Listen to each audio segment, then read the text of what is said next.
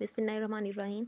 Motion of a simple pendulum जो हम पीछे टॉपिक पढ़ रहे थे उसमें हम यहाँ तक पहुँचे थे कि जब मैस एम को पोजीशन ए की तरफ एक फ़ोर्स लगा के लेके आया जाता है तो उस पर जो है वो कितनी फोर्सेस जो है वो अमल कर रही हैं। यहाँ पे हम तो एक नीचे की तरफ वर्टिकली उसका जो वेट है वो अमल कर रहा है जो कि है एम जी।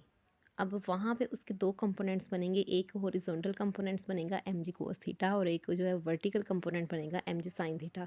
अब जो हमारे पास एम जी कोस थीटा है जो कि आप देख भी रहे होंगे यहाँ पे एम जी कोस थीटा है, ग्रीन एरो वाला एम जी कोस थीटा, उसके बिल्कुल अपर साइड पे जो है वो जो स्ट्रिंग की टेंशन है वो भी एक जो है वो अमल कर रही है। तो ये दोनों तो आपस में एक दूसरे को जो है कैंसिल कर देंगे। तो यहाँ पे हमारे पास जो है वो एक जो है वो कंपोनेंट बच जाएगा एम जी साइन थीटा जो कि पीछे की तरफ दोबारा से मेन पोजीशन की तरफ आ रहा है। ठीक है, now if we bring the bob to extreme position A, the net force is not zero. There is no force acting along the string as the tension in the string cancels the component of the weight mg cos theta. Hence, there is no motion along this direction. The component of the weight mg sin theta is directed toward the mean position and acts as a restoring force. Due to this force, the bob starts moving towards the mean position. वही बात जो मैंने आपको कही है कि यहाँ पे mg cos theta जो है इसका कंपोनेंट वेट का उसने तो रिलीज़ कर दिया टेंशन के साथ अपने आप को, क्योंकि सेम जो है वो मैग्नीट्यूड मैग्नीट्यूड का मतलब होता है उतनी ही क्वांटिटी में जो है वो स्ट्रिंग की जो टेंशन है वो अमल कर रही है और डायरेक्शन इनकी ऑपोजिट है। तो ये दोनों एक दूसरे को कैंसिल कर देंगे। तो रही बात एम जी साइन थीटा की, ये जो एम जी साइन थीटा है ये एक रिस्टोरिंग फोर्स की तरह भी अमल कर रहा है जो कि इसको बैकवर्ड टू मेन पोजिशन की तरफ लेकर आ रहा है। ठीक है, due to this force, the bob starts moving towards the mean position O. At O, the bob has got the maximum velocity, and due to inertia, it does not stop at zero. Rather, it continues to move towards the extreme position B. अब यहाँ पे जो है वो position जो ओ पर है यहाँ पे मैस जो है वो ठहरेगा नहीं, due to the velocity and due to the inertia. Inertia क्या होता है, किसी भी चीज़ के मैस के बराबर उस पर एक फोर्स अमल करती है। ठीक है, तो मैस एम जो बोब है उस पर एक इनर्शिया की वजह से वो ऊपर नहीं ठहरेगा बल्कि उतनी ही फोर्स से जो है वो फिर आगे को जाएगा एक्सट्रीम पोजीशन की तरफ। जितना ए पोजीशन की तरफ गया था उतना ही ये बी पोजीशन की तरफ जो है वो फासला तय कर लेगा। ठीक है, और अपनी मोशन को जारी रखेगा।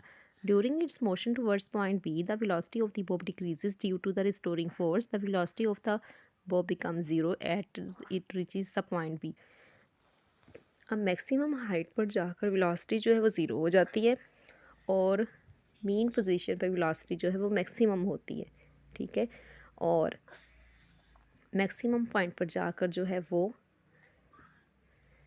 जो पोटेंशियल एनर्जी है वो भी इंक्रीज़ कर जाती है। The restoring force mg sin theta still acts towards the mean position O, and due to this force, the bob again starts moving towards the mean position O. In this way, the bob continues its to and fro motion about the mean position O.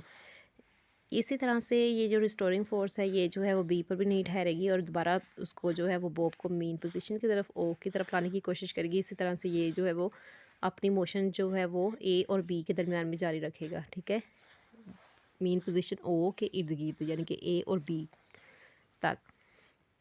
It is clear from the above discussion that the speed of the bob increases while moving from point A to 0 due to the restoring force. अब restoring force की वजह से जो position ओ पर है वो उसकी velocity जो है इंक्रीज़ करती जाती है और जब वो ज़ीरो से ए की तरफ जाएगा या ज़ीरो से बी की तरफ जाएगा तो वो उसकी वेलोसिटी जो है डिक्रीज़ होती जाती है। Therefore acceleration of the bob is also directed toward the O. Similarly अब वेलोसिटी और एक्सेलरेशन जो है वो उन्होंने कहा है कि सेम क्वांटिटी से ही वो बढ़ते जाएंगे।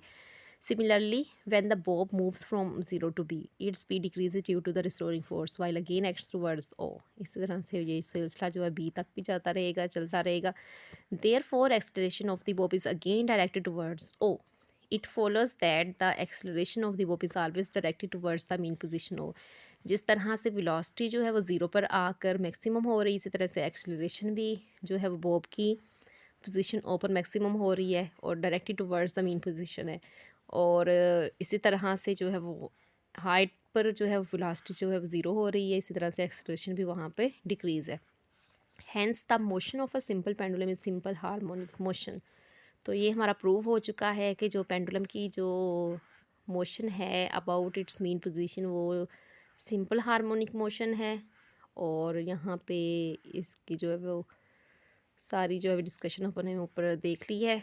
We have the following formula for the time period of a simple pendulum T is equal to pi L over g under root from the, ये पीछे भी स्प्रिंग सिस्टम का भी हमने जो है टाइम पीरियड फाइंड किया था, और यहाँ पे जो है वो सिंपल पेंडुलम का भी हमने टाइम पीरियड फाइंड करने के लिए ये फार्मूला जो है वो लगा दिया है। एल जो है वो लेंथ ऑफ द स्ट्रिंग है और जी जो है वो ग्रेविटेशनल एक्सेलरेशन है जिसकी वैल्यू जो है कांस्टेंट होती है। We can define simple harmonic motion as simple harmonic motion occurs when the net force is directly proportional to the displacement from the mean position and is always directed towards the mean position. Simple harmonic motion तब जो है वो पेश आती है जब जो net force होती है किसी भी सिस्टम की वो डिस्प्लेसमेंट डायरेक्टली प्रोपोर्शनल होती है डिस्प्लेसमेंट के to from the mean position, और हमेशा जो है वो directed towards the mean position होती है।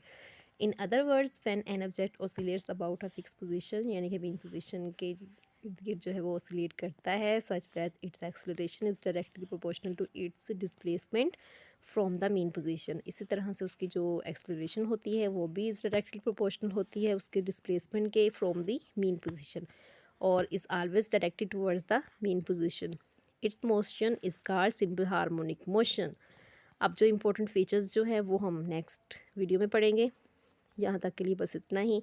अब हमारे 3 सिस्टम हो चुके हैं, पेंडुलम का भी हो गया है, बॉल एंड बॉल सिस्टम भी हो गया और मेसोस्प्रिंग सिस्टम भी हो गया। इन तीनों की जो मोशन है वो सिंपल हार्मोनिक मोशन है और डायग्राम के साथ इनको कम्प्लीटली डिफाइन कर दिया गया है।